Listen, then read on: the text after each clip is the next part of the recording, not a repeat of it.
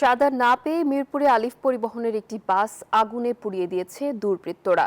এ সময় ফাঁকা গুলিও চালায় তারা। যৌথ বাহিনীর অভিযানে নেসার ও দীপু গ্রেফতার হলেও এখনও ধরাছোঁয়ার বাইরে গাংচিল বাহিনীর সেই পিন্টু। বিস্তারিত প্রতিবেদনে।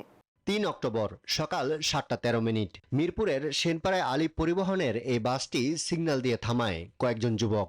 একে একে সব যাত্রীকে নামিয়ে দিয়ে শুরু হয় তাণ্ডব। চলে ফাঁকা গুলি আর বাসের স্টাফদের মারধর। এরপর বাসে পেট্রোল ঢেলে আগুন ধরিয়ে দেয় তারা। ঘটনার শুরু থেকেই পুরো দৃশ্য চা খাওয়ার ছলে দেখে সন্ত্রাসীদের সাথেই পালিয়ে যায় এই যুবক।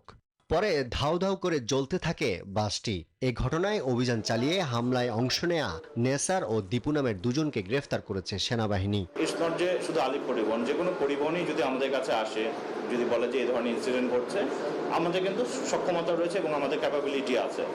সেনাবাহিনী বলছে দীর্ঘদিন চাঁদা চাওয়ার পরও চাঁদা না পাওয়ায় বাসে আগুন ও ভাঙচুরের ঘটনা ঘটানো হয়েছে।